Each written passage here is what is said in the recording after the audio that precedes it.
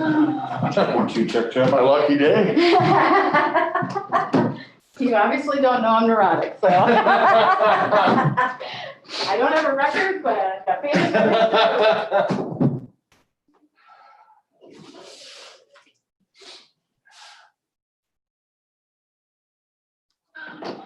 You checked out my lucky day.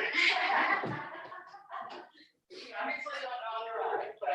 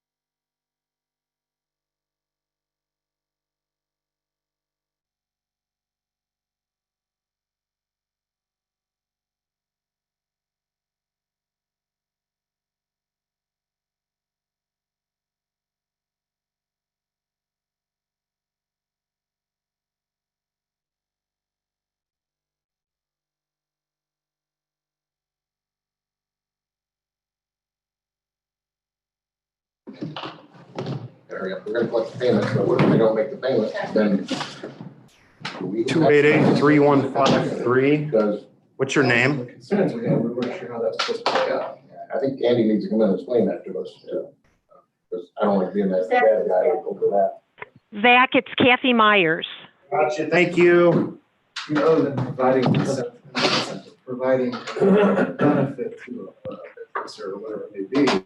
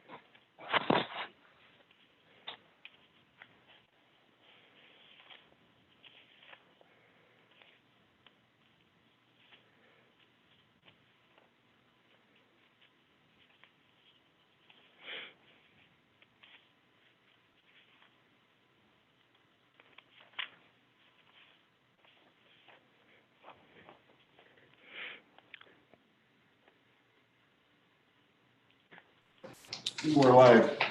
All right, it's 9 o'clock. Let's go ahead and call the meeting to order. Everybody get a chance to read over the minutes and any corrections? Good. Well, I'm stand as read then. Let's go to visitors. Denise, you want to start with you? Yeah, I want to say that the 30th is my last day. And I actually have 3 weeks vacation coming, which would have meant I would have had to leave the day after election. Obviously, I'm not going to do that. So I'm taking half days right now Okay. to use up some of that vacation. Probably next week I will take the full week just to use up, and it still won't use up all the time. They can't pay you out on that? You can't be paid out? Can't be paid out. No. Take it or lose it. That's the Wow. deal. I thought you could be paid. I guess you can roll a week over, but you can't. Yes, I could roll a week over. I didn't know how that applied to department heads. Yeah. You were elected. Elected officials, I believe, can't be paid out. No, I didn't know that you accumulated, vacation time. I thought you just had to see the work was done in your office. You can take whatever you want, doesn't have to be, but I follow the same rules as my office staff Okay, Okay. for time and what I do. okay, 'cause that's what I thought. You could take what, as long as the job got done in your Oh, yeah, office, you you were, walk out the next day. Yeah. And I know circuit clerks who got elected and had another job and only came and signed checks and left for the day. They didn't ever work, because you can do that too, but that isn't what I do. So anyway, that's where we're at. That's most of what's going on. So what, I've already done paperwork for payroll so that the first, pay next year is already in place by union contract. Of course, the non-union people, which I have 3 in the office, I didn't do anything for their raise. As you know, I've always taken whatever you allot for non-union and divide that by a full-time out and get an hourly wage and then add that to my part-time. That's, just been my practice. It doesn't, I can't move forward on that. So I didn't do anything for them. So I'm just basically doing cleanup until getting things done. I'm passing on to my chief deputy anything that I might be aware of that she wouldn't know of, or so that there's a continuity. Well, I saw the last one. So that's all I can think of right now. Well, thank you for your commitment to the county. You were 26 years in that office? Well, it's 24 circuit clerk and 3 in the treasurer's office. Oh. Yeah. Thank you, Denise. It's been a pleasure working yes, with you. thank you, Denise. I off a year, or am I correct in thinking that there's no non-union raises next year? Okay. Sometimes I get my years muddled I up. thought it was this year. Well, you know why I was thinking that, because my office, we have one Okay. next year. And the reason was because we split up, but there was less money in one of their first 2 years of contract to get one the third year. So it was the same amount of money, it was just a lot of different. Okay, for your union people, but your non-union people, Oh, no, because non-union doesn't get one, they don't. okay, So Thank you. I'll mention to them. okay. Thank you. Thank you for everything you've done. Good work with. I'm gonna miss you, Denise. Well, thank you. It's been my pleasure for all these years. Looking to run for county board then. Request denied. Smart I've been around the courtroom a while too. That statement always works. Yeah. Covered pretty much everything. I see the answer. Charlie, we skipped two. You got anything else, Cheryl? Sure, thanks. Okay. Later. Paula? So payroll is currently being built by the software company. So they'll be running parallel to us this month, and next month we'll be running parallel with the old system. We do go live with a new financial system in 3 weeks with the fiscal year. So I've been pushing things out. I've got more things to push out to department heads and departments to hopefully make sure that that goes smooth. We are finishing up the last little bit on real estate taxes and should be distributing the last distribution and interest and all that stuff next week. So that'll clean that up for the year and we'll be done. And you'll clean that up before the year ends, right? Yes, we'll have everything distributed and done. And actually things on the financials look good for year end too. So that'll help our county journal more too, with that. You didn't figure that in the 300,000 we talked about. No, that's not in there. And right, yeah. Michael Bean, got anything you want to share? He's muted. You're muted, Mike.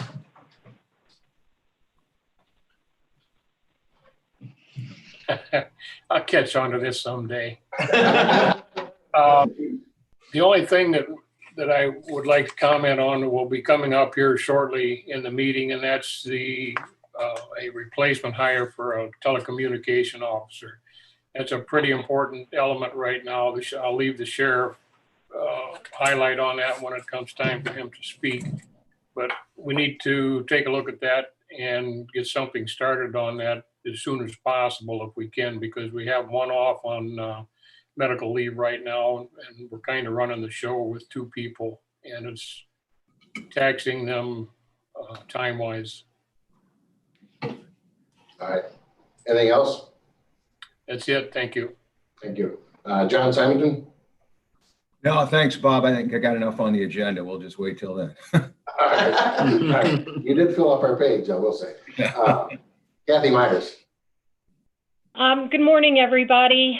I guess I will just start out with a big thank you to my entire staff and my election department for all of the additional work and time that went into this election.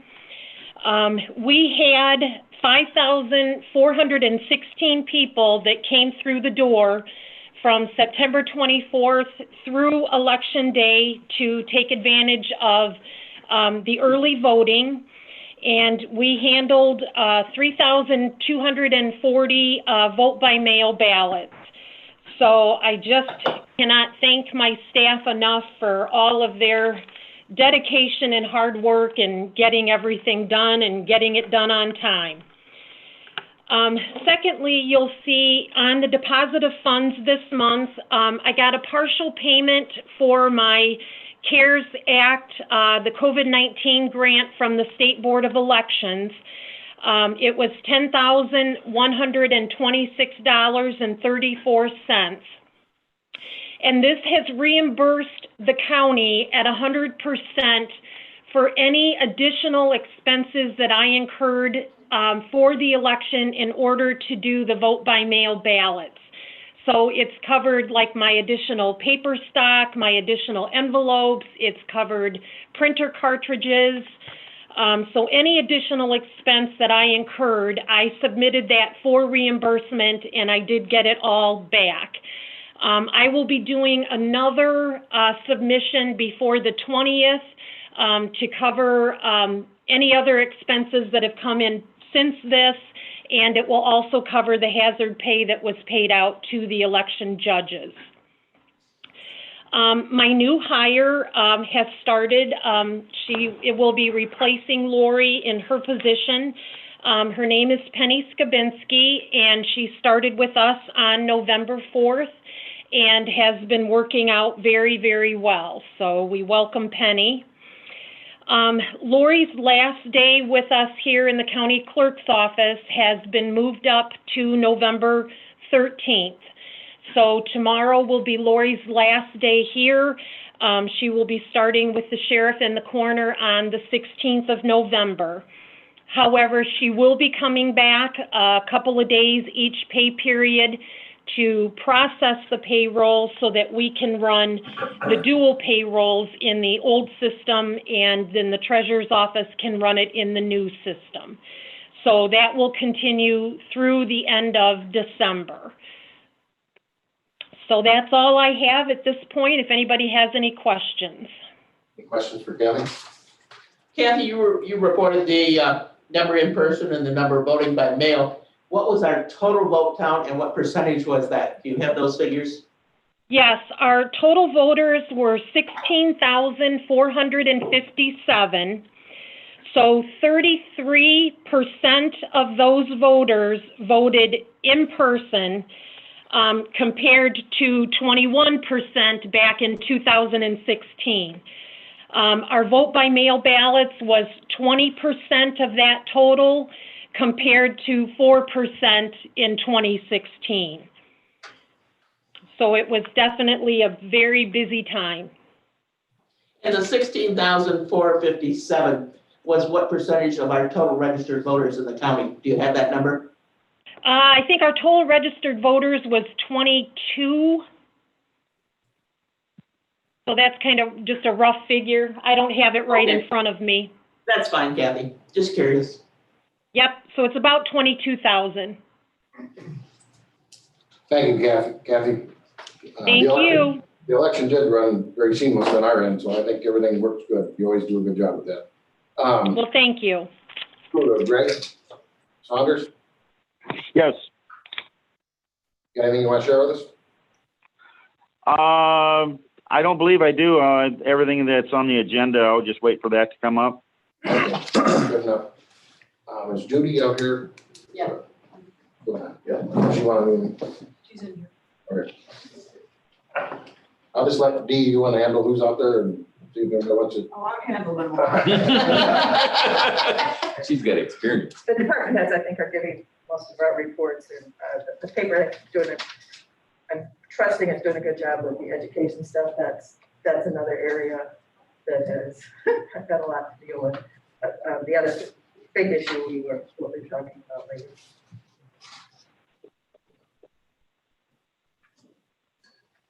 Dee? Do you have anything? Do you have anything you want to talk about now, or anything you want to report now? Just the recommendation from ZBA for Stewart Creek Solar is coming before you next Thursday.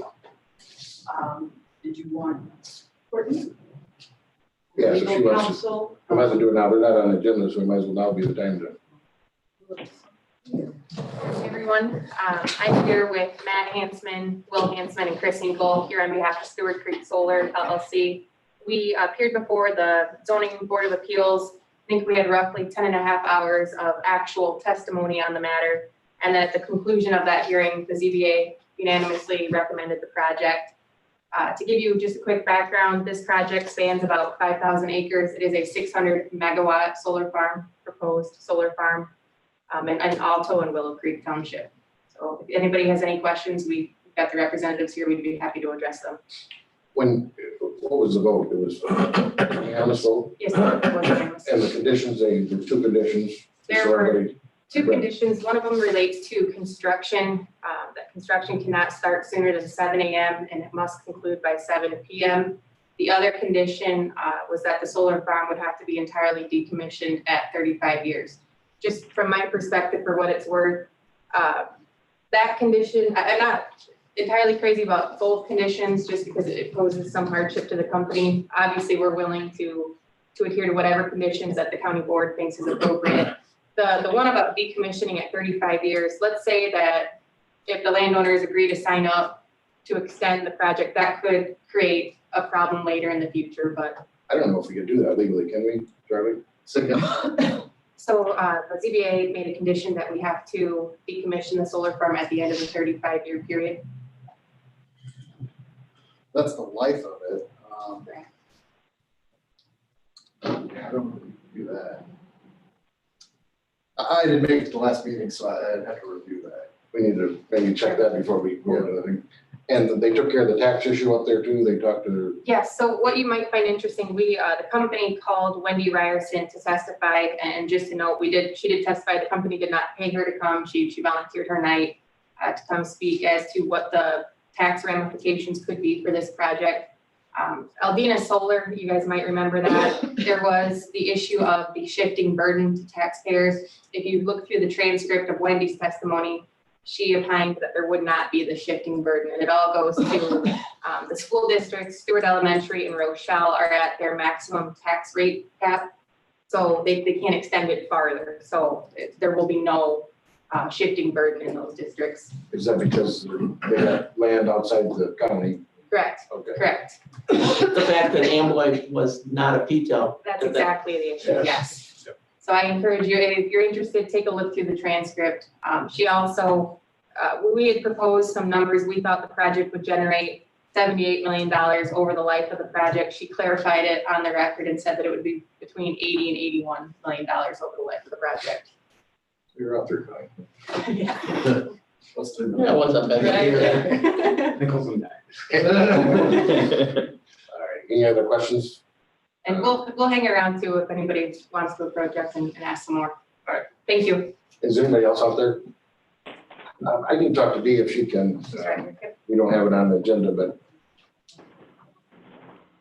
I heard through the grapevine that Aldina Solar never paid our hearing officer or whatever. Can we do something with that, or can It's we? being dealt with right now, Okay, all right, immediately. thank you. I have a question, maybe more internally than for them, but with those two conditions, what do we as the board have to accept them as written? Those are recommendations. Yeah, those are recommendations, okay. Yeah. Because both of those may not be to the advantage of the county necessarily. Sure. I think we want to be respectful of the landowners, but I know Bob brought up with the number of construction workers involved in the project, starting earlier and avoiding the traffic while busing is going on for children. And I'm still looking into that. Yeah. It might be a state law as far as time Okay. wise, so I'm still looking. into that. Yeah. Adam had told me somewhere there's a law with that, so I think there is on solar. I don't know. We'll just have to deal with that. And then the decommissioning, if the project is still viable, why would we want to shut it down? Sure. I don't think you And I don't want know to. if that was, I didn't make that portion of the meeting, so I don't know if that's a matter of they're trying to appease the landowners or what it was. I think maybe we need to see the legality of it. Sure. And you'll have that by Tuesday or Thursday. So those would just be recommendations. Yep. Okay. Very good. Thank you. Thanks, Steve. John? No? Nothing? All right, let's move on to the treasurer's report. Paul? So I sent out, or we sent out the financial statements. They were through the end of September. Since you have so much on your agenda, I wasn't gonna go over much of that unless you have questions. I think me and Paula went through it this morning, and I think we're running 300,000. Yeah, so actually what I have is up here right now. So what you got sent officially was September's, but this is as of today, Is this TV supposed to be on? isn't it?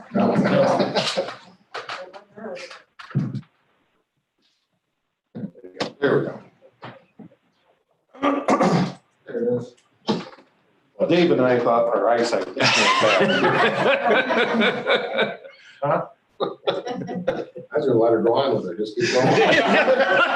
Roll with it. And just nod, You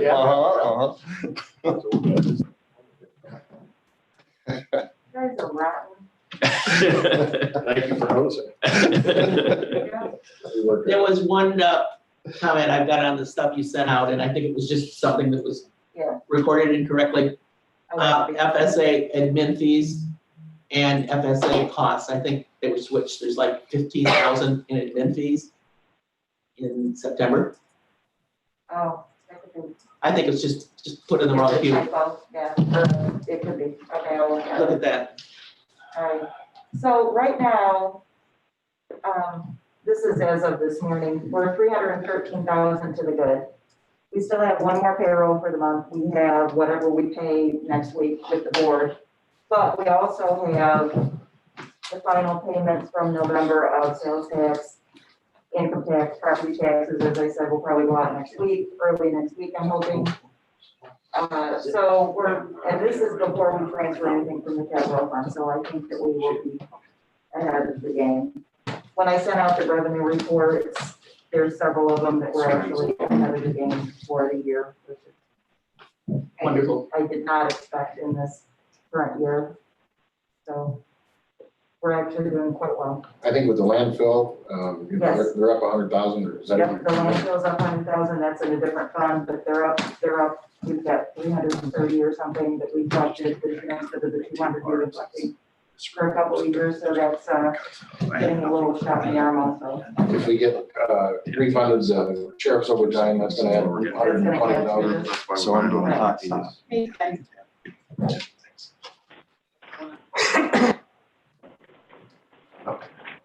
Oh. Did you have something you want to share with us here? No. Okay. I didn't have a seat there. We're Yeah, over our- so are we here, Harlan? Over, Okay, you can. Oh, we got two. So that's all I had in my agenda. in the room. Harlan, we're too many. Gotta go out to the other. Guys, I don't need to be We're good now. while this is rolling. Yeah, fine. You're fine, Harlan. We'll come get you, Zach. We're Okay. gonna Sit on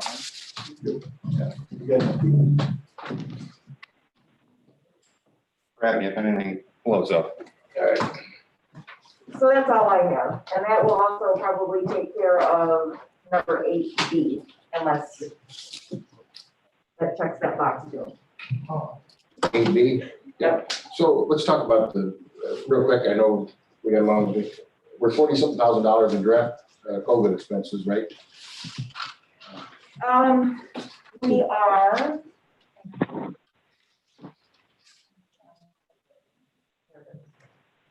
So we have there's 40,000 in the. For 40,000 that's included in the general fund right now, unless we get some of that refunded.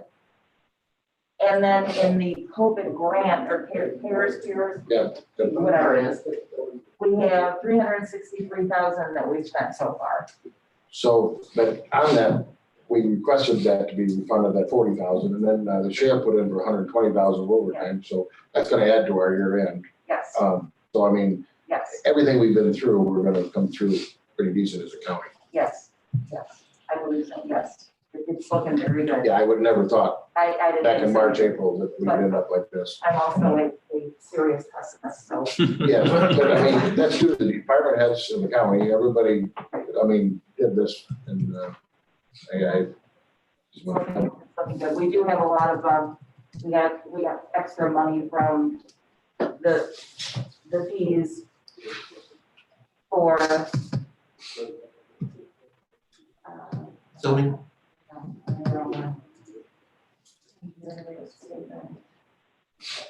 Harlan, you make a beautiful window. From the, it's not really from the, but from the, And she told you to sit down. You got Charlie come back, he's got it here, we got enough, we got 3, 6, 9. so we've collected $800,000 in zoning fees this year. We only budgeted $575, so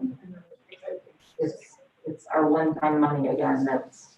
And we never took anything out of our savings account, I call it, and we're gonna take 500 or 600,000, Right, 550 we plan to take out of there, and we aren't gonna need to do that, so. Thank goodness. so that's, you Exactly, know, thank goodness. Once again, save but bill. look at everything with the pandemic and everything, and we did a lot of construction, a lot of work in Brown County, and I mean, let's get through the year, then we can relax and reflect, but, right now, we should be happy with the way things are. Right, so, I mean, if you look at, again, property taxes, I don't have the final payment here, but we're gonna meet our budget there.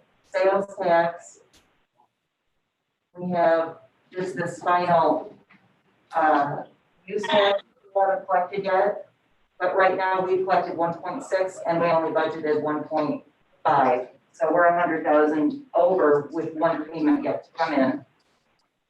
State income tax is a similar situation. We have one payment yet to receive, but we are at 1.7. We only budgeted 1.73. We only budgeted 1.68. So we're ahead there. Public safety tax is behind by 60,000. But then if we get to this, the landfill, we collected 327 for the year, and we only expect to get 200. So we're ahead in a lot of things. Yes. That's wonderful. Yeah, yeah. So build that fund balance up a little bit. Yes, which we need to. So, Yeah. Yeah. thank you. Is anything else to report? I don't think so. Isn't there a quarterly report this month or not? No, I think September? that was last month. Okay, all right. So we're, yeah.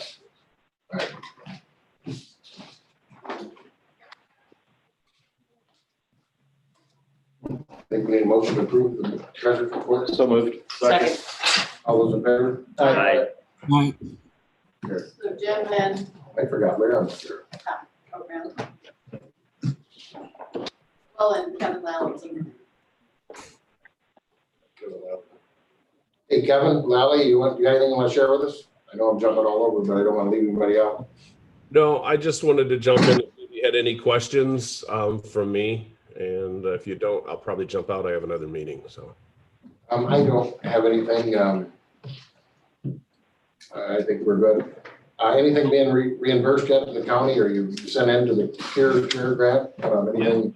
We're waiting on a couple general ledger reports. That's what they're accepting now. That as everything continues, they kind of change what they want, and we're just trying to follow along. So we have, I need a general ledger for about 3 items, and we'll be able to recoup $76,000 as soon as we get that. Is it still December 1, the hard date? You can't file after that, or they extend that? No, December 1's still the date. So just to bring you up to speed on that. So I have another document I'm working on.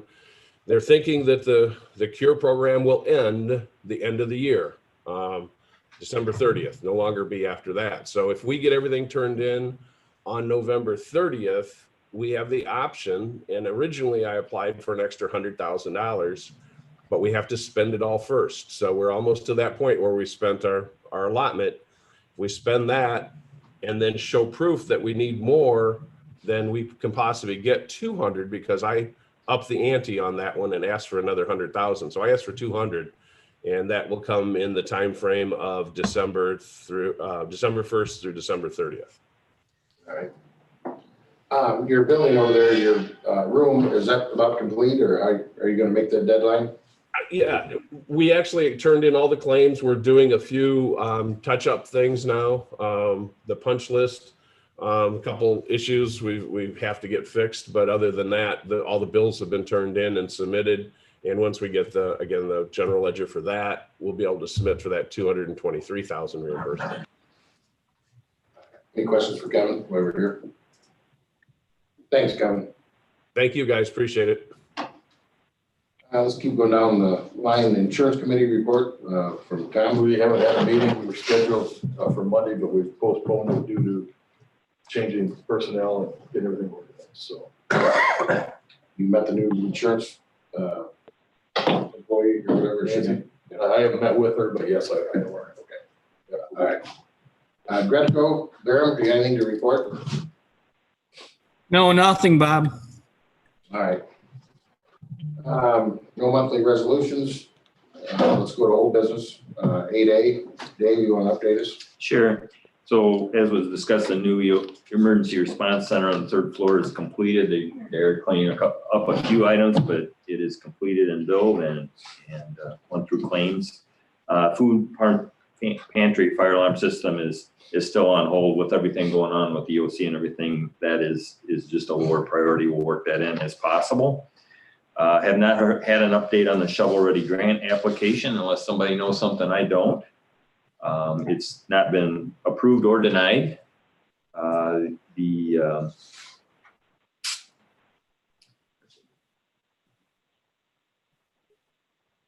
lastly, the LAN and VoIP phone system. And Zach, is he available? Stepped out to make, he's probably. You okay, got him?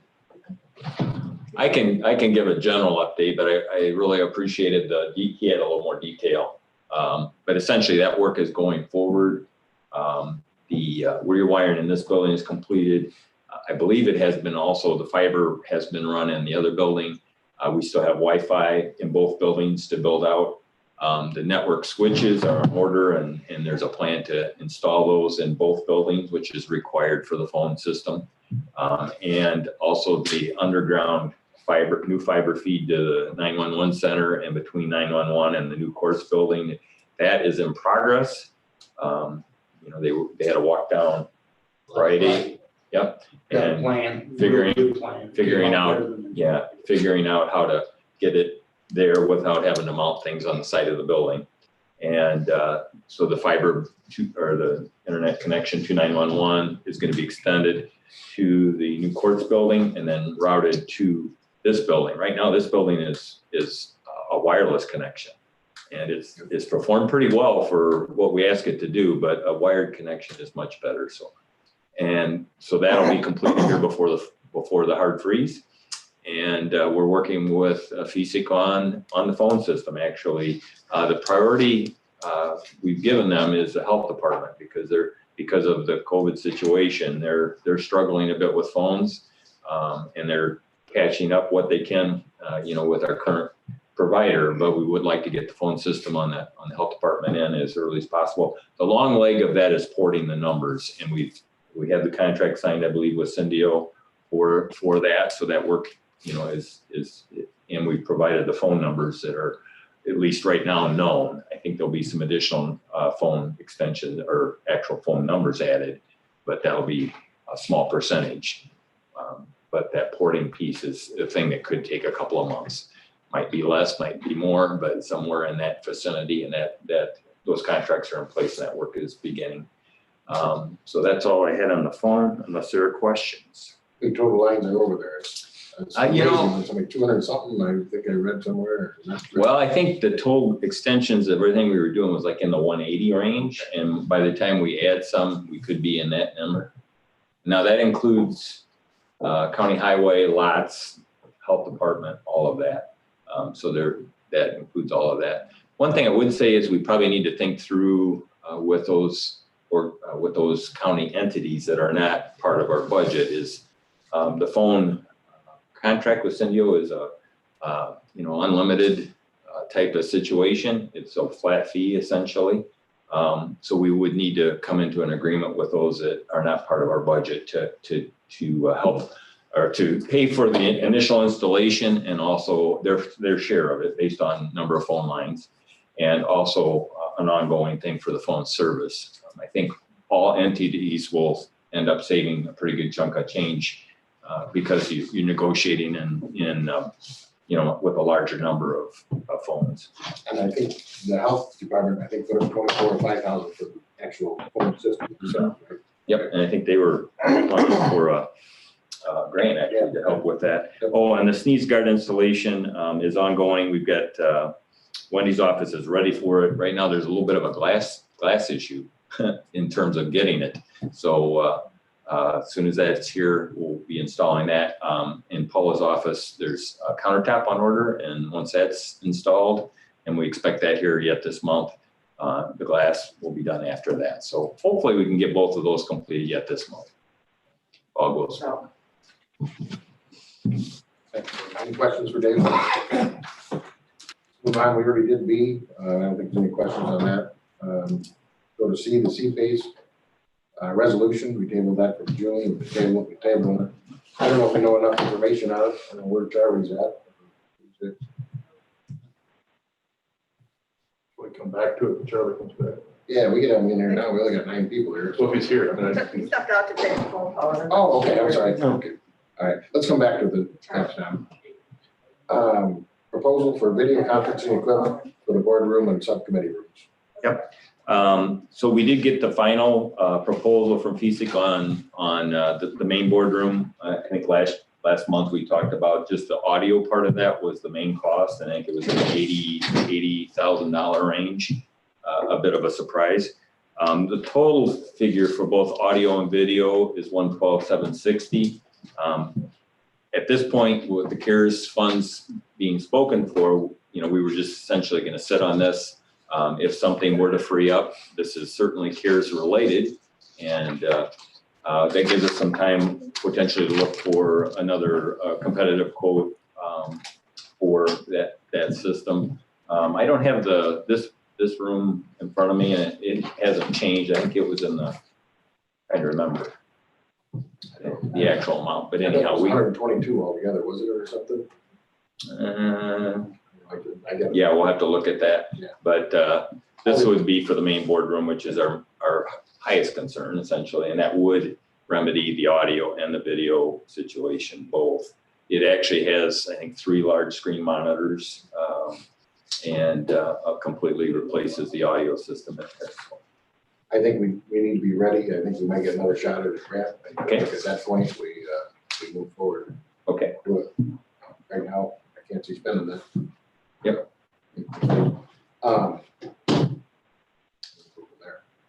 I wish, question for Zach, this TV, we need to be able to put that up on our screen too for the people that are viewing. They can't see it, so somehow we need to implement that and split screen these guys or something with what we're showing. Right. There's a way to do that. They can also see, yes. Yes, that'd be nice. I'll talk to him. Charlie, any questions about the David? We'll go back to that C-PACE resolution. What do you want to do with that? What are we going to do? I thought last month when we sat down, we were talking about it, we were gonna sit down, Paul and myself and one of the members of finance to find out what it is, if it's a viable thing to go forward on or not. I mean, from my perspective, it seems like we're taking on liability without very little benefit. And how much it benefits the business owners, I don't know, because I mean, you're gonna get some that would be able to use this as Paul described, a funneling a loan that you're gonna get that we wouldn't normally get. And it's kind of backed by the county. We're kind of playing middleman, and who's gonna manage that? So there's a lot of issues with it that I see. My problem is if they don't make the payment, then we foreclose, we're gonna foreclose.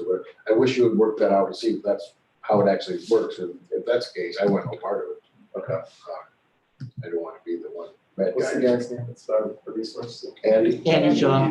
Can we reach out to him and see Yeah. if that's what would actually happen? Yeah, I guess my, Yeah, I don't.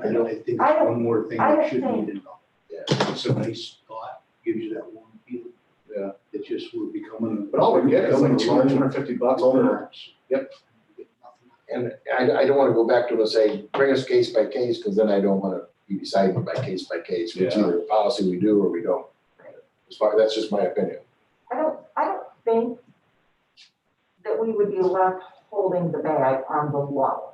I think we have, from what I remember reading through it and from the conversation when they.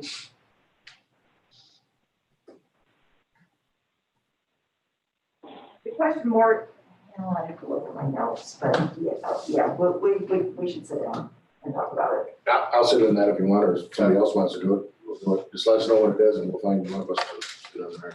Yeah, I don't mind handling it today. If you want to try to get him on the phone, we can try to do that. Otherwise. So do you want to make a motion to table this till next month based on what you guys find out? Yes, is that your motion? Yeah. Nice shot. Second. First or second, all those in favor, say aye. Aye. Carried. Bob, I did find the quote for this room is $35,355. Okay, so the two of them together is how much then? This was 80. Plus 112, Yeah. 140, about $150,000, just under. I think we. This room was how much? 35,355. Amazing. I just am like, wow. Yes. Makes me want to go to Walmart, buy some TVs and come do it. You know, to me, the big room is the priority. Oh, absolutely. Yeah. Absolutely. The thing we did find with like the Polycoms for the video arraignment is it takes a very high quality of the Polycom to get the results you want. And we did get there, but we did have to upgrade equipment. So the old adage, somewhat, you get what you pay for is it does apply with the professional system. You're asking quite a lot of it, of that bigger room and that number of people. You know, I think we need to circle back to this every month until we decide what to do, but. Yep. We charge for a hearing, the ZBA hearing, $30,000-$40,000. Maybe we use them funds to do this, to make that room work, you know, I mean, instead of put it in general. Well, I would hope if the CARES does get extended, it seems like a very, it is required because of the COVID situation. So that would be an ideal situation. And I think your comment to be ready for it, because it's probably not gonna be a lot of time. We can work that angle of it. Do we have to have other beds? Was this special enough that we get to do that? I don't think this is gonna fall underneath that COVID resolution that we did. So I think you're probably still gonna have to bid on it. I'm like Dave, though, we want a professional job. Yep. We do this, so make sure we put Yep. it out and see what we got. Yep. All right.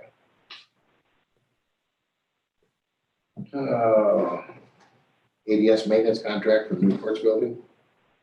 Dave, you want to do that, or you want? Greg, do you want to do that one? Yep, I can handle that one. Alarm Detection Systems is wanting us to sign a addendum to our 2004 maintenance contract, which covers quite a bit more than what we had on the original contract, but the price is so extensive, I don't feel that we should do it. I'm going to leave that up to the board to make the decision, because the 2004 contract was $191 a month. This new contract is including on top of that $191 a month would bring it up to an additional $316.62 for it's an addendum to the 2004 contract. Since I've been here, we've had very little problems with any of the alarm system. The other day we had trouble with a smoke detector. We ended up changing that ourselves. We ended up having a little bit of trouble with it. We ended up calling their tech support. They walked us through it. There's no cost to us from them, and we was able to fix that in-house. So, I mean, it's pretty extensive for what it covers. I don't feel personally that we should do it, but I'm going to leave it up to the board's decision on that. Our recommendation really would be that we pay for repairs as needed. You know, it's a high hourly cost. Yep. But the risk is, I mean, you can either sink $6,000 in and you're for sure paying that. Yeah. And at this point, we believe we would probably be ahead just to pay the maintenance as needed on an needed basis. We need to look into the 191 and see if that's something we continue. Yeah, if how far we're obligated with that, because these contracts self-renew and renew for a long period of time sometimes. So we just need to understand that as well. But do not recommend going with the additional service. All right. Everybody good with that? Yes. LEC service maintenance agreement. John, you want to talk to us about that? Sure. We talked a little bit about this last month, I believe, and we've got a couple options with Accurate Controls that monitors and has installed all the equipment in the jail for all our video and door control operations. They have a 3-year service maintenance contract. They actually have 3 packages for that, but the 3-year package that we chose, which was the bronze package, not the gold or the silver, they break it down into it's $15,602 the first year, $12,135 the second, and $6,900 approximately for the third. Totals about $35,000 total for the 3-year contract. Or we can do a 1-year at $12,165.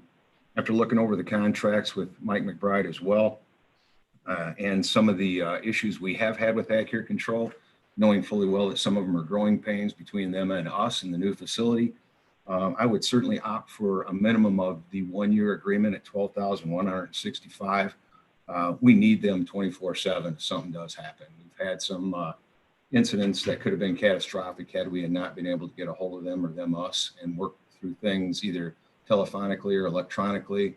Remotely, they can work on our system, or they need to be here, which they have been the last 4 to 5 months, working on a variety of issues. So our contract actually, or warranty actually expired the end of August when we had the substantial completion of the facility. I had talked to the company at length several times about getting that extended because my feeling was that this system should not have been up on warranty until November 19th when we actually moved into the building and went operational. And some of the issues that we have had with them extended prior to that warranty period anyway. So they understood and agreed with me. And so we have extended that warranty out, but very soon we're going to have to sign a service maintenance contract with them at some point in time. So anyway, my recommendation to the board is at least going with the 1 year, the $12,165. Aaron's trying to get out. Okay. Give them to We have a motion for that 1-year contract. Make that motion. I'll second it. Any discussion? Don, your son? John, I'm not opposed to this at all. I think it's great, but I just question, did we have something similar on the old jail or were we just winging it? No, we didn't have a control room at the old facility, Tom. Nothing like this. This is all brand new to our facility. Okay, fine, that's fine. And it does control a little bit more than just the jail. All the doors in the facility are controlled by this system as well, including our interview room cameras and the one in the detective conference room as well. So it's a pretty robust system, and we certainly can't afford it to go down, especially in the secure jail area. Yeah, I have no objection to it at all. I just was curious. This is also includes the water control system too, John? Is that correct? Yes, correct. So you get a whole, I mean, there's just a whole lot of electronics. I say we do it the year and we'll see what what it entails. Yep. Yeah. So we got first, second. All those in favor? Aye. And this is for the $12,165. Yep, the 1-year option. Let's go to 9, new business. Bob? Yes. Real quick, when you were talking about the new courthouse, and it just reminded me, and I'm sorry it's not on the agenda, but we're still short 1 AED. They're actually using mine up on the 3rd floor of the new courthouse when the other one went down. I would like to purchase another one so that they're complete, and I can get mine back since I'm patrolling more and I might need it. If not for the public, maybe for me. And so they're about $2,300. I can look into it a little further for a refurbished unit. And in the past, I believe we've used the tort fund since this is a safety item. So I just wanted to bring that up. I know it's not on the agenda, but it's something we need to replace here rather quickly. I think if it's a replacement, I don't think we need action from this committee. I think you can work that out in budget and they can pull it out. I'm sorry, what was the item? I didn't catch the first part. I'm sorry, it was the AED? Oh, okay, gotcha. What is that? Heart starter? Defibrillator. Yeah. Oh, okay. And to piggyback that a little bit, you might want to consider more people being trained to do that because it's been a while. I'm one of the 2 people in my office, so that leaves you 1. So you really have to revisit that in each office, I think, soon. I think we need to, John needs to send something out from the chairman to do that. Can you do that? Yep. Turn that up. We don't need an action on that. I don't feel that Tori would work perfect for that. Anything else, John? Not on that item. Thank you. Thank you. Let's move on to new business, 9A, floor scrubber. I'll take those first couple, 3. The floor scrubber, just for information, the item, we approved this last month. and it would be reimbursable through CARES if there's enough funds there, and we did approve doing that. What we did find is the unit that we'd approved was like $2,600. It was not as commercial duty as we would like. So Greg is going ahead and purchasing the next model up, which is an additional $600 or so. But just for information, that is on order. We did also purchase, we have maintenance, we have room in our budget, in the maintenance budget for this building, for a salt spreader for the plow truck that we already have. And that will allow us to, instead of buying salt by the bag, and actually use bulk salt from the county highway and reimburse them for that. It'll be less expensive for the salt end of things, safer for the guys, because in the past they've done it with a walk behind spreader. I think really getting that spreader out at the LEC and lots is on the tractor is really made me realize how helpful that really is, and it provides safety for our people and for the county employees and public as well to do a good job salting. So that's on order. We have gotten carpet prices for the various offices in this building, and we'll be working. We have money yet this year of $10,000 budgeted, and our expectation is to use that, and $10,000 for next year, and that we would use in December. So we're taking the worst areas or the areas that we're renovating to use those funds. So we would stay within that budget. Are we getting those prices in the county? We have not. Do we ask for them, or? Well, Greg did make a call to, I believe it was to Boss, and we had, make sure I'm speaking here correctly, Greg. I want to make sure. Yeah, I just didn't have the time to get a hold of Boss to have him estimate it, because we were so busy with other things, and I just didn't have I didn't think it was fair to them to try to rush them to get here, because I only had like a week to get a price from them, and I didn't think that would be fair to them. It may not be, but in my opinion, the taxpayers in this county deserve a fair opportunity to sell products. It should not be paced out just because we don't have time.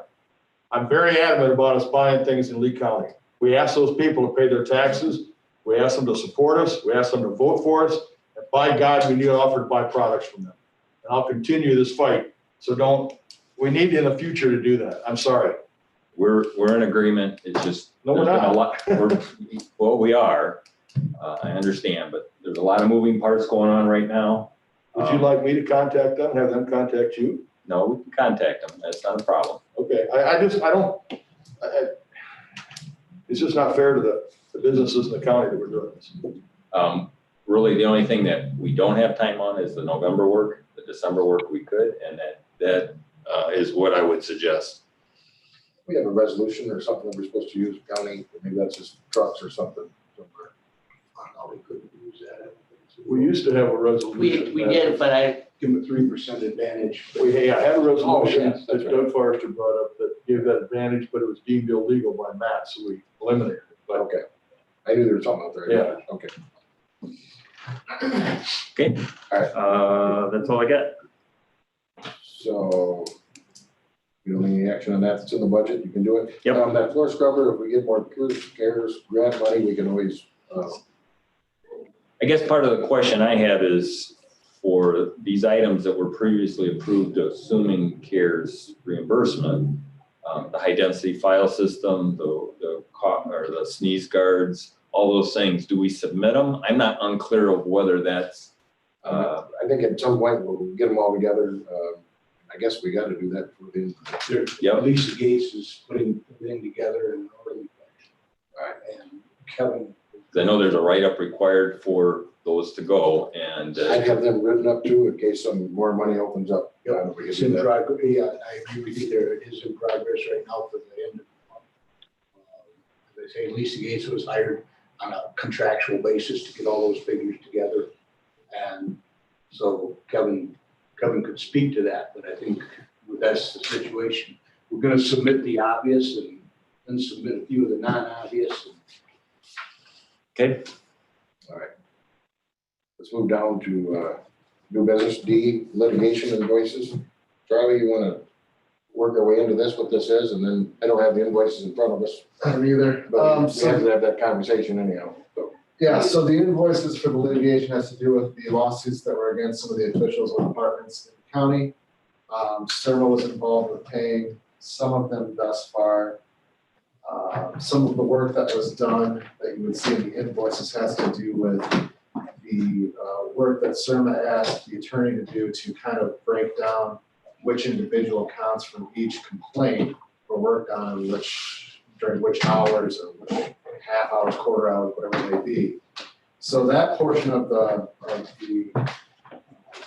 billing, I think, falls to the county to pay for, unless we're willing to have the fight with CERMA that they asked for it, they should be paying for it. The rest of it is, I don't know how much CERMA is gonna cover. I haven't received anything. I don't know if Kathy's, Kathy? Becky's got some of it. What's her name? Can you grab them? Yeah, they were kind of, all kinds of information, so I didn't know if you wanted them. So I think we, in good faith, we paid the attorney 20,000, 25, I don't remember what it was. When the bills, this was back in May or June of this year. The county agreed to pay, I think, half, hoping that CERMA would then cover the other half and show good faith. And I don't know if they paid that other half, and then there's been some accrual of bills since then because of the ongoing litigation. Some of it's been resolved. One of the cases has been resolved. Another one had a plaintiff that dropped out of the case. So they're dwindling down. Yeah, when you say resolved, they were all in our county's favor. Correct, yeah. And so we might need about them, yeah, There's three different. You know, you said that CERMA asked for some breakdown. And my understanding, and I'm on the CERMA board and, you know, county rep for there, the billings that they were getting, that CERMA was getting from this attorney was nowhere near comparable to the way other attorneys put their billing together, which is why they asked for this breakdown. And I know they said that, but I don't know if that's the case. That's not true. I mean, you can ask any attorney in the area, any attorney in Chicagoland, they tell you that's not how you do and we billing. did break it down. Now. It's broke down, but, you know, so we talked to this Kay last week, you know, I called her every week there for a while. They're waiting for it to get over with. They need to pay some of this, you know, we need to get out and pay it. I don't want to pay it as a county because it's gonna be hard for us to recoup our money when we do it.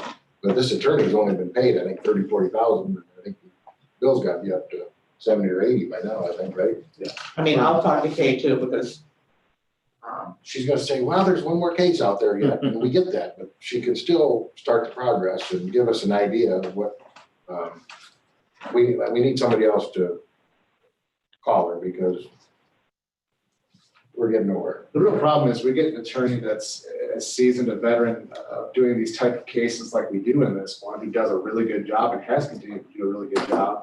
And we've got CERMA kind of blackballing us with them because we can't get him paid. And they okayed him. Yeah. well, to my knowledge, he wasn't on the list of approved attorneys. We emailed him well in advance to ask him if this guy would be okay, and they said he was fine. Okay, I'm not aware of that. But my understanding was that, you know, somebody, and I thought it was Matt, I could be wrong, contacted this attorney and said, would you represent us in this? You want to find out the availability, correct? Okay. But we also contacted CERMA at the same time saying this is coming down the pipe. Is this Okay, I'm not aware that CERMA was contacted before he was employed. I don't think CERMA doesn't want to pay it, I just think they're just dragging this thing out. We need to get it, I mean, we're, what, almost gonna be a year into it. More than a year. I think this thing started in 2018. Yeah, so I mean, it's, at some point, we need, you know, so we got it broke down to the counts, and we need them to determine what counts they're gonna cover. And it's really weird the way they're doing the billables because you don't bill by count. When you're working on a case, you're not working on one individual count, you're working on the entire case. I think there's what, 11 counts? Yeah. So they're gonna pay like 9 of the 11, so they wanna know what he spent on the 2, so I'm all right with that. I just want them to commit to what they're gonna pay. And I tried to tell Ms. Kay that our year end's coming up, I wanted to get it worked out, and she's like, well, there's one count out there yet, and I wanna wait and see what that does. Well, we can figure the other 10, I mean, and then deal with this at the end, so I almost need you to go through CERMA because. Okay, I will.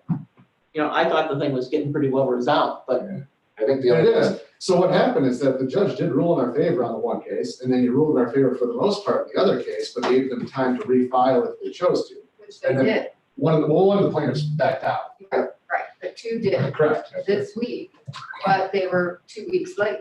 Yeah. Right, Oh, they did. I didn't know they filed this. Well, the judge will probably give him time then. I'm sure he's not gonna. he did give them time, and they were late, And they were late. Oh, Yep. They blew the deadline.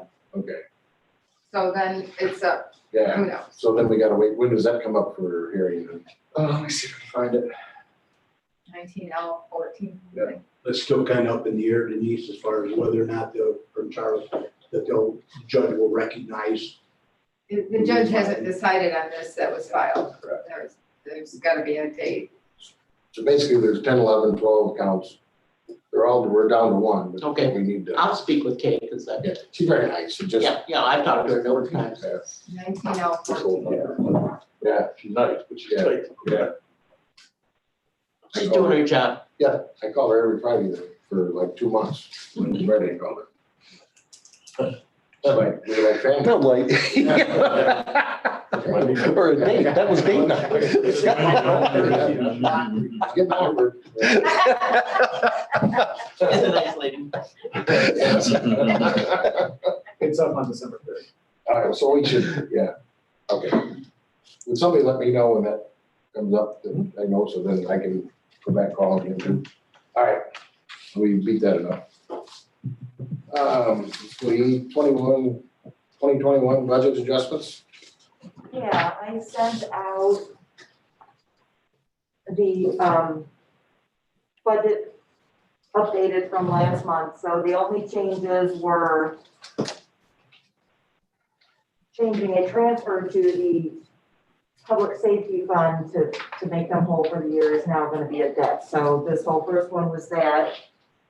And then Maryland, I think, came back from a SHRA meeting and determined that we did not have enough money budgeted for the property liability insurance coming up for this year at workers' comp. So there was changes, those two changes were made to the budget from last month, and that was about it. So that's for you guys. So all we gotta do is, next week is announce changes and then, because it's held over, we're gonna go with that. Yep. Any questions about that? We don't need a motion out of this committee I think so. for a budget I think we adjustment? would, I mean. Well, I would think. we Let's would. do one anyhow. Oh, okay. Yeah. Yeah, so moved. So moved to accept the changes? To accept the budget adjustments as proposed by the treasurer. Seconds it. All those in favor, say aye. Aye. Motion carries. Only question I have with our current budget, we don't have to do anything, appropriation changes? No, because this is for next year. I know that, but this year's budget, I know it's not on the. Oh, nobody's really come forward with anything that they wanted to do changes with. Well, the health department's got 10. They do have this one. It's not on our agenda, but, It's not on the agenda, and I'm not sure we can actually do this. okay. Because it's not taking money from somewhere else. We can't really increase a deficit, which is what ultimately this does. I think it's a grant money they're trying to straighten out there.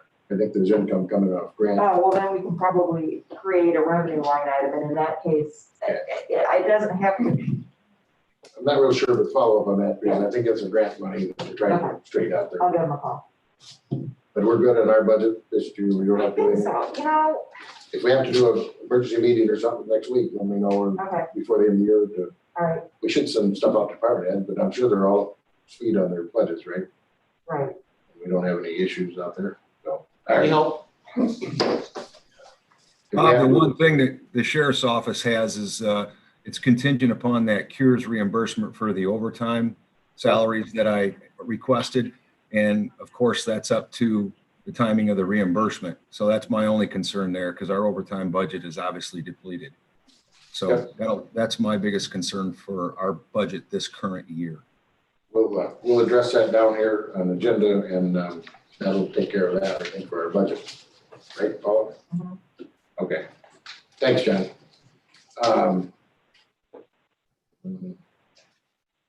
That IT director position, who wants to take that? Judy's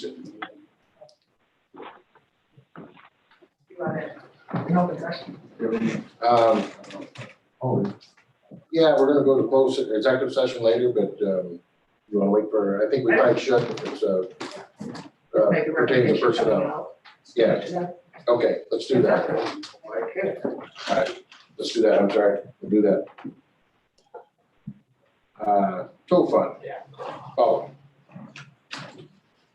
I talked to Paula this morning, the tow fund, we use the tow fund money in the sheriff's budget to pay for the cars, and we bought the cars. Out of that tow fund, he was gonna buy his weaponry for the deputies. And so I think we're gonna take that out of capital. John, do you know what it costs for your new pistols? Yeah, the whole package is about 18 grand. That's pistols, holsters, ammo, lights, things of that nature, everything that accommodates the pistol. So about 18,000 is what I was planning on using that tow fund money for. But we're gonna use that, so we use that to buy the cars. So end of the year, pretty decent, we can pull it out of capital. I think me and Paula talked about this morning. My recommendation would be to purchase them and pay it out of capital. That'd be your recommendation. Do I have a motion for that? And the other thing, John, what are you gonna do with the old ones down there? What happens with them? They gave us a good price to either trade them in, or the deputies have the option of buying them at that price. Okay. The out-of-pocket money is 18,000. Correct. That's for how many guns, John? We're outfitting patrol and corrections, so roughly 32, 33, something like that. I'll have to look at the invoice. That's with holsters and everything. Yeah. That's actually. I thought it was 18 apiece and I was going. Yeah. I think the finance sheriff should get one too, John. All right. Now's the time to jump in. Did you get your best yet? Roll for best? We took that out of the budget. And that's for Glocks? Correct. That's good. That's a good price. Oh, that really is, because that breaks down. Did you break that down on a per gun basis? But you sold the other one, the traded in, remember, so. Yeah. Yeah. This is, that includes the No, 18,000, it's includes the still- trade-in or not? I'm sure they get a discount on them. Sure. Are you gonna be able to get these in time, or are they? 500-600 a gun, depending on where he's. Oh, yeah. That's Those exact less than numbers. what I pay for my Beretta. 20 years ago. Okay, so any more discussion, or can we put this to a motion, or? I'd make that motion. It'd be paid out of capital. Paid out of capital. What would happen to Larry? Is he still on there? There he is. I think he's on. Okay. Do I have a He's second? down at the bottom. Okay, so what was the motion again? Motion was that we pay for the new sidearms out of capital as recommended by the treasurer. Up to 18,000. Yeah, up to 18,000. Okay, question though, on the agenda, it's listed as tow fund, so are we, Replenishing the tow fund to 18,000. That's how it should read.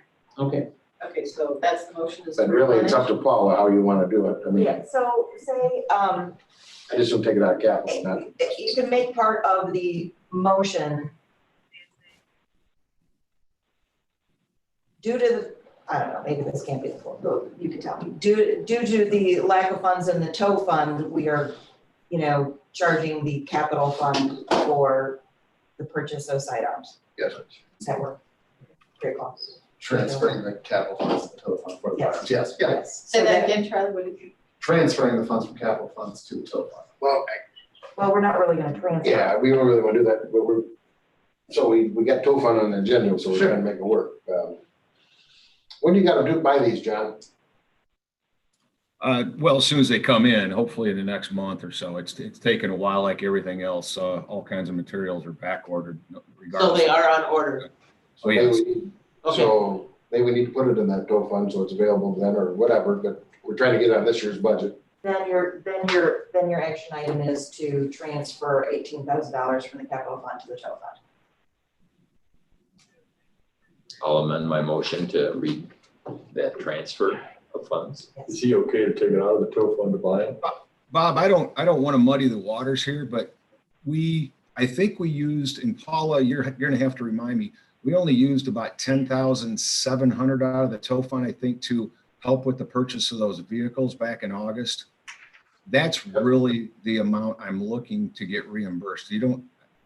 I'll take the 18,000, but honestly, this is all I'm looking to get reimbursed is the money we had to use that I'm going to allocate towards the purchase of those weapons. I'm not looking for the total weapons purchase, just to refund the tow fund what was taken out in August, if that makes sense. That doesn't muddy the waters at all. I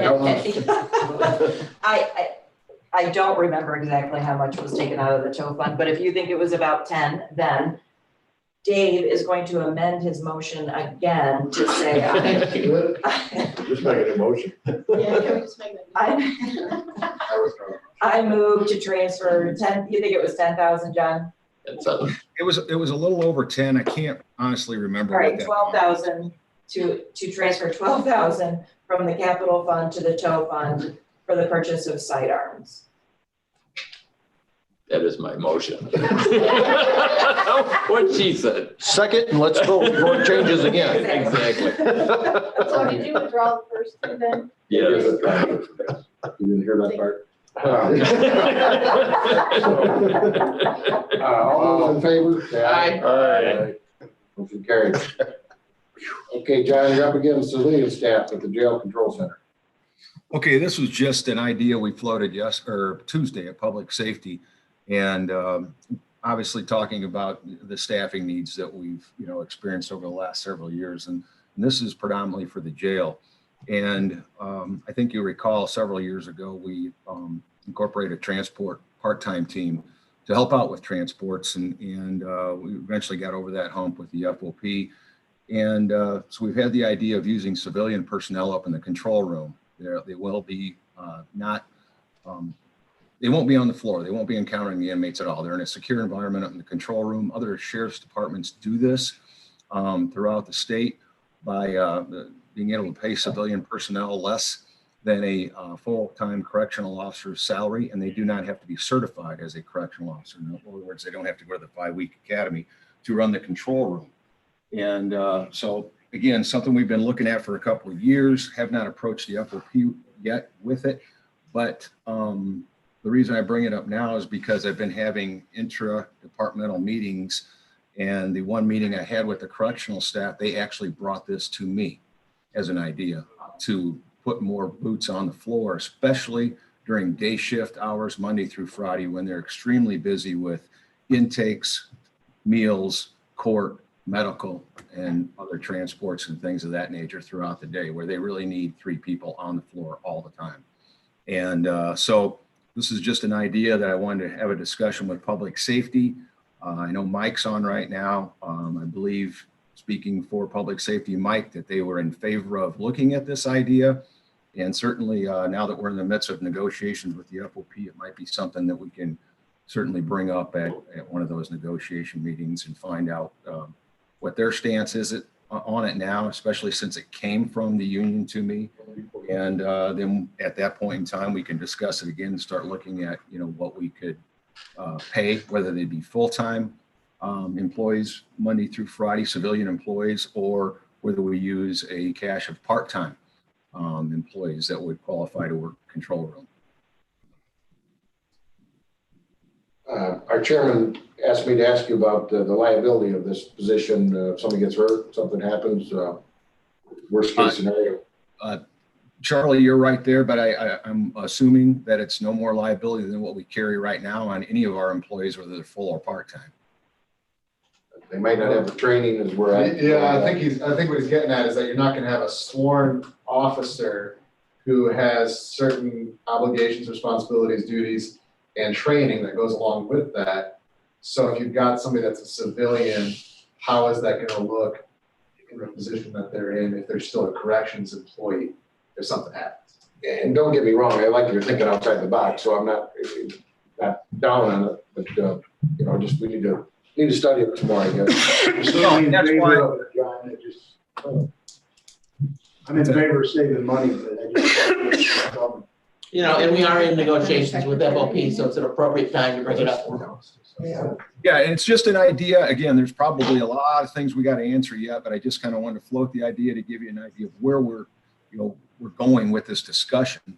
And it may or may not come to fruition, but it's certainly something that we can consider. Yeah, I appreciate you guys looking and thinking outside the box for stuff like that. This is what we got to do to keep our finances under control to move forward. So. John, would these be additional new employees then?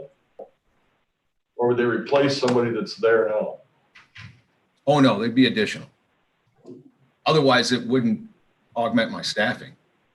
I mean, I need the people on the floor right now. Okay, but now, correct me if I'm wrong, but in the budget, we agreed to a different provider for food, so we wouldn't have people off the floor, correct? Oh, they're still going to have to deliver the food, Tom. It's just going to take a lot of time away from our ordering and preparing the food. I thought we were going to have jail personnel delivering the food, and that was the idea of this, spending the $130,000 for the food rather than buying locally. You're correct. Jail personnel will still be delivering the food, but they're not going to be preparing, ordering, and things of that nature. But I thought the people we hired were going to do all the preparations and serving. I thought everything was being farmed out to this new company that you were contracting with to eliminate having the meals brought in, they'd be healthier and everything else. You're absolutely correct, except for the one caveat, they cannot serve into the housing area. We still have to make that delivery to each jail cell. We being correctional deputies. What about, we had to surprise so many trustees, which I learned were prisoners that we trusted to this operation. So could they be delivering the meals? They'll be working in the kitchen with the kitchen staff under their supervision. That's part of the agreement. But they won't be able to deliver the meals to other prisoners. That's still our responsibility to make sure that delivery is made. Okay. How many more employees are we looking at needing then to run the jail in this overview? If we hire civilian employees just Monday through Friday, I'm looking at probably, if we're using part-time, it could be a cache of 2 to 3 additional people working part-time, 8 to 4 Monday through Friday to hit some of those much busier hours. If I that's one option. Back up a couple of years, we would have been better off to farm this whole thing out and not build a jail, wouldn't we? Because it just is becoming a money pit. I'm not following you, I guess. Well, if you remember at one time when the jail was partially built, the comment was made, why would we buy a new combine that takes 2 extra people to run it? So as we continually add people to a jail that was going to be staffed the same as our old jail, it makes you wonder why we didn't just eliminate the whole staff and go ahead and farm our people out to another jail as was once proposed. Because this is becoming a money pit, just keep adding more and more people to it. It's just an opinion, I'm sorry. Doesn't require comment. Any other discussion? Dave? Well, the only question I would have with the civilian staff, I think, if we can work through the questions of liability and such, but it does seem like a way to be more efficient. Could it be implemented in a revenue neutral situation? Obviously, your civilian staff would be less expensive, particularly if they're part-time. And could there be some offsets in overtime or personnel that would make that a more or less a revenue neutral situation? Bob, can I ask a question? Absolutely. Sure, can you hear me? Yes. Okay, maybe to clarify this a little bit, I'm sure this is not the first jail that has utilized some type of monitoring system like you're talking about using civilians for.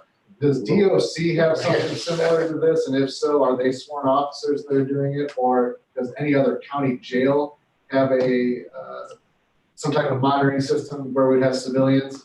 Like Oval's got a new jail that's being built. Is anybody else utilizing something like that? Yeah, Ogle County does. A nearby jail is, Ogle County is the closest to us that are doing this right now. So they are using civilians for the monitoring system? Yes. Okay. And they haven't seen any issues in terms of liability when it comes to that? I'm gonna have to look into that a little bit more as far as the liability. That's a question that's still out there. I believe Brian did swear them in as civilians, which is kind of unique in my world. I'm not quite sure how that works, but that also would probably engage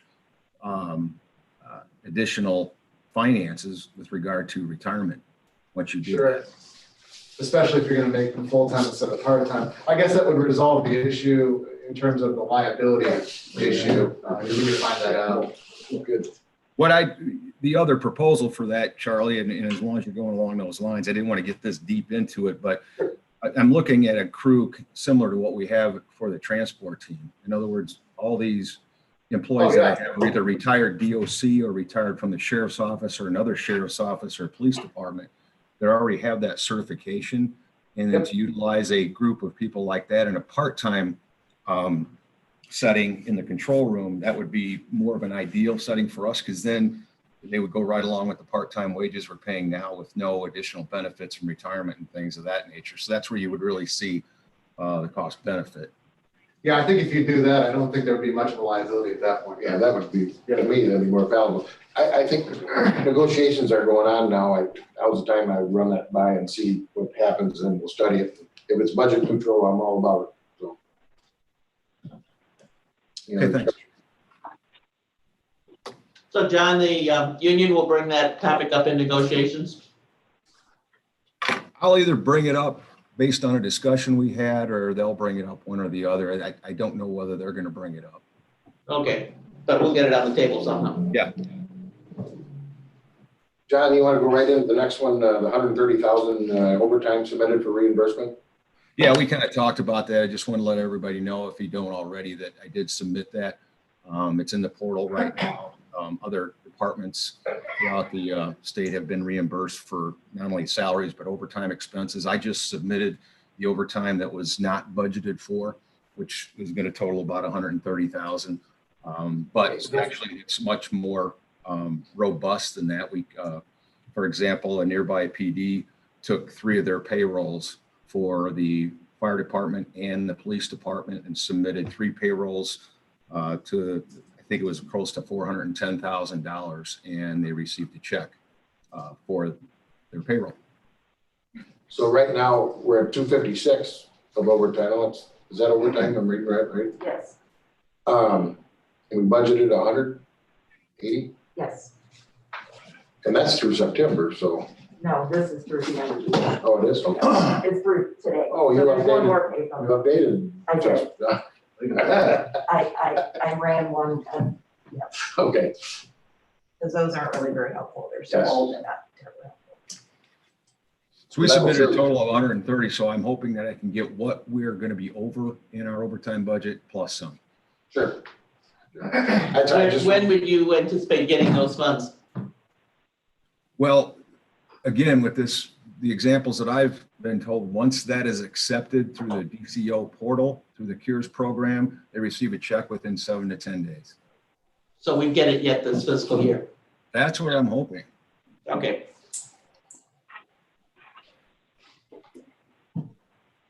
anything else?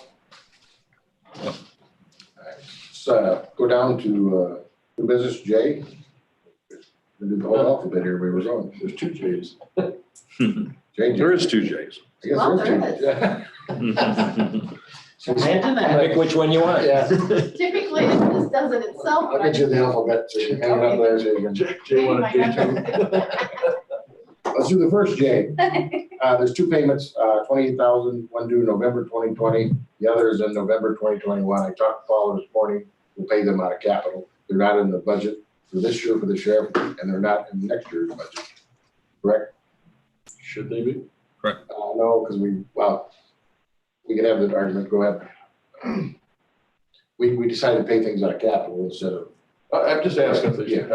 no argument, I just. No, I didn't mean to. So these are I didn't mean to lease, either. lease payments now. I thought we were purchasing cars. These are leases we have in progress. Okay. So we're just going through the. So after these are done, you'll be Pay them off. purchasing. Yeah, we're cleaning them off. Gotta be paid off. Okay. Okay, yeah. Makes sense. We're all good with that? We don't need a motion for that, I don't think. Yeah, make a motion. Okay. I'd entertain a motion for the 2 $28,000 car lease payments, one due in November 2020 and the other due November 2021. I make that motion. I'll second. And do we need a fund then? Capital. Any more discussion? All those in favor say aye. Aye. All right. Motion carried. Okay, second, Jay. We never did decide, or maybe Paula did, how are you gonna split Lori's salary? I think it's split in the system like 80-20 in the budget. So that's split in John's budget and then Jesse's budget, 80-20. Yes. And they're I believe both so. aware of that? I'm not sure. Okay. John had some questions about it. Is that right? Is that what you thought, John? Paula and I had brief discussions about it. I just wanted to make sure that that's what was happening so that we had the right figures in there, and apparently she does, so I'm good with that. So we're all good with that? And she's at the salary minus her stipends that she had downstairs. What is her salary? 41,000? 40,000? What do we end up with? 40,900 is what we would budget for, and then we always added the 2% to the employees over here based on unknown negotiations and what the result of that was going to be for the next fiscal year. So that was put in the budget with the 2%. That's what I wanted to make sure of, yes. So where we're gonna be short is Jesse's budget, 2% of the 20%, but that's not a lot, so that's no big deal. So, Will she be an IMRF employee or will she be a sworn deputy and get slept? That's up to the board. I'd have to look to see what Devin is. I assume that they will both be IMRF because I don't. I thought somewhere along the line, I heard she was gonna be I sworn. thought I heard that too, yeah. They'll both be sworn. Devin already is. They both will be because they have to handle civil process. Excellent.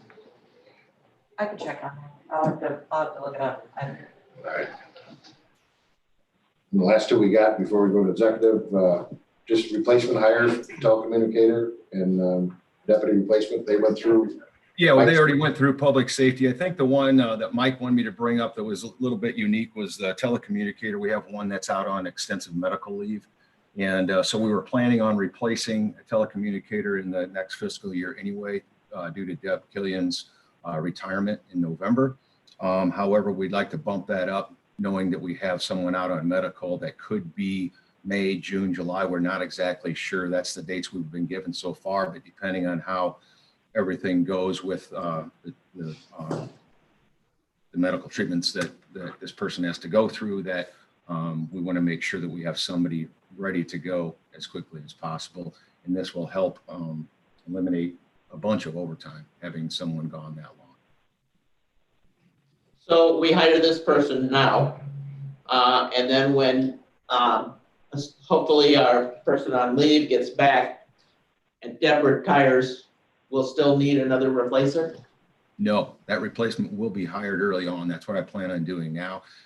Shelley likes to have 5 to 6 months of training for that new employee, which they'll have all that done. And by the time Deb leaves, they'll be able to take her shift. Okay.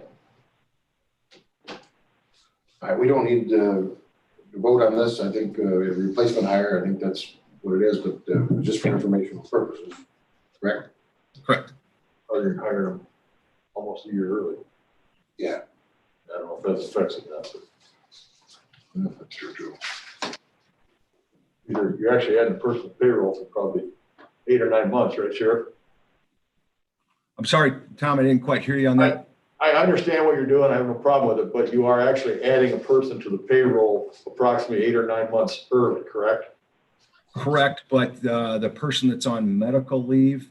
No, I'm fine with it. I'm just clarifying what we're doing is whether we need to vote on it or not, because we're adding a person for a temporary purpose. I'm fine with what you're saying. I'm just merely questioning the timing if we need to vote on it. I would maybe, let's vote on it and put Kay and all together and make a motion and go through that. The person that is ill is on FMLA and is not drawing compensation. Am I understanding that? Yes, thank you. Thank you. Okay, I make a motion that we approve the hiring of the 2 replacement deputies and that we hire the replacement communicator early so the training can be done and fill the vacancy of the person on leave. And at the end, we will not replace the person who retires at the end of the year, next year. Is that correct? I like it. Do I have a second to that? I'll second that. Any more discussion? All those in favor, say aye. Aye. Motion carried. Entertain a motion to go into executive session. So moved. Second.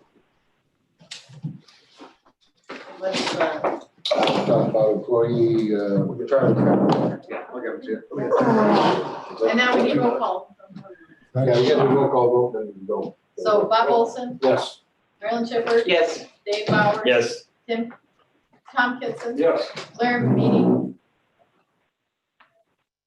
Larry, he's muted. Jim. Yes. And,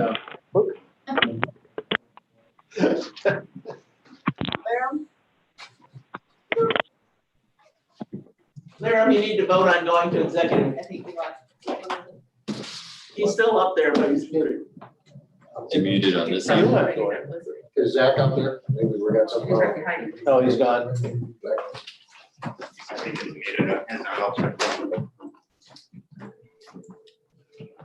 So we're gotta come out of here, right? Yeah, I'm gonna give this to you.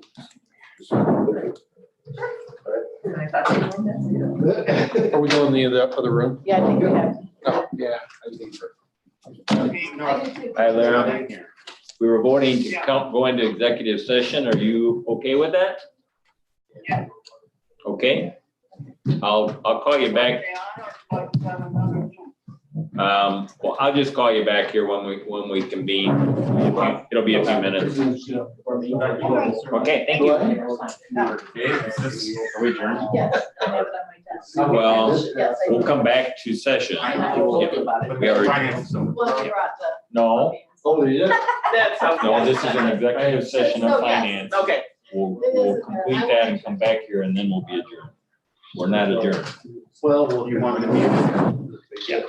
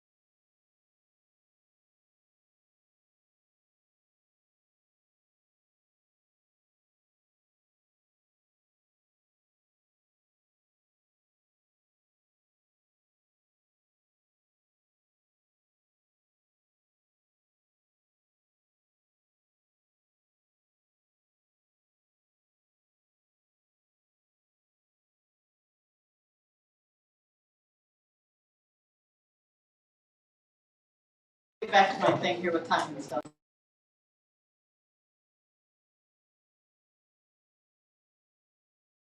Oh, Sorry. all right, so it was 10:55. Okay, so, roll Thank you. call. Make your motion again. Yeah, I'll go to finance. Bob Olson, Yes. Marilyn Schiffer. Yes. Dave Bowers. Yes. Tom Kitson. Yes. Larry Mamini. Yes. And Jim Sheeline. Okay. Okay, I think that wraps it up. I don't, I got one more thing that's not on the agenda, so we can't have any action on it, and I talked to Kathy this morning about it. The liquor, yes, okay. The liquor license or the county liquor tax, what is it, $1,000 or what? You know? Depending on the license, it's $1,800 for a full license. Oh, wow. $750, for a partial. What's a partial package? Yeah, like, Woody Inc., they're only open certain times, so they have $750 that they pay. That like Shell Station. Well, that's not ours.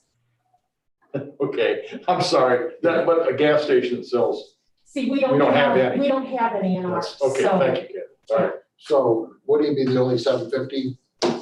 And I think there's, Green River Saddle Club All right. is also $750. So what I'm thinking, and I would talk to Charlie about this, but giving half of that back for the year, if it's all right, we'd have to go through committee and do that or whatever. Means they were closed and they can't serve alcohol for half the year, basically. I just wanted to get everybody's temperature if it's something we should look into and talk about. I think that's a good idea, and I've heard it's been done other places, so. So then, would it be appropriate if I put that on executive for out there, or do you want to go through committee is what I was going to talk to you about? And I want Kathy to tell us. We can't move on executive because executives already had their. No, I'm sorry, executive, can I put it? Yes, sir?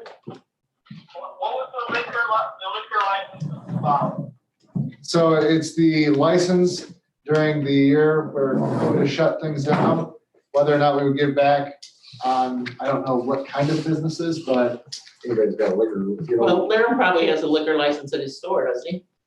Yeah. That's probably the city, isn't it? Yeah, that's within the Village of Ashton. So the Village of Ashton and the City of Amboy, they all have their own liquor license. We only do the unincorporated areas. So we don't have that many. Yeah, we do. We got 10, we got $18,000. Yeah.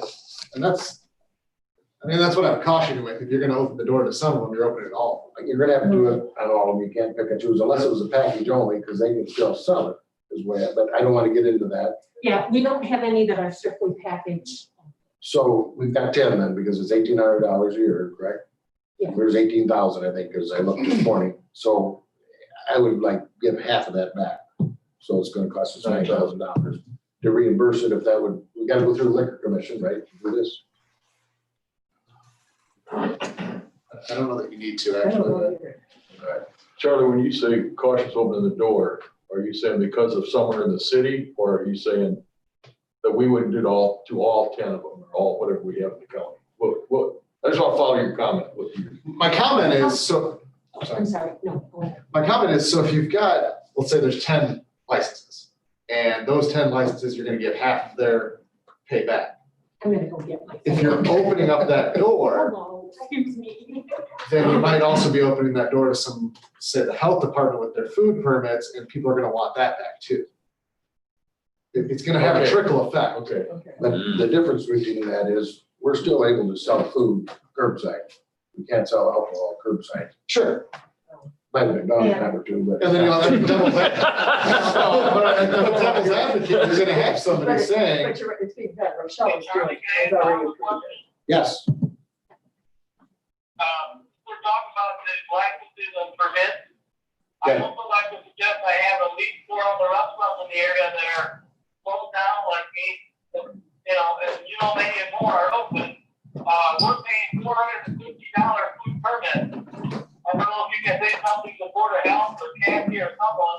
I don't think it's right for me to do it, to be conflict, but we have a lot of restaurants that are closed down right now that have to pay $450 food permit.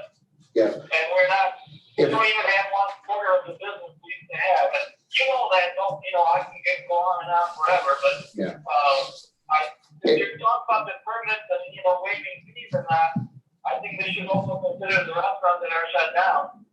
you know, if They're that's, paying a full permit. if that's the worst thing that happened, You pay permit for a high risk, but you don't have it for about. You're well into forever. if that's the worst thing that comes of that, I'm all right with that too, you know what I mean? Because the restaurants aren't making any money. I mean, I don't care what you say and do, so. Yeah, So this is I hate to charge them their full and price. when it's 15. They have no way, I mean, And this folk, I feel like we're stabbing to the back while they're Sherwood trying. Forest is make a living. 750. Everybody else is. And don't take my comment wrong, I don't think it's bad that you guys want to do that, I think it's great that you want to do that. No, I'm just no. saying, if you do it, you're opening up some. But I like, well, that's why I wanted your whole comment, because that's. So the next question would be, and we can't do any action. There is a couple 750s in there, right? One.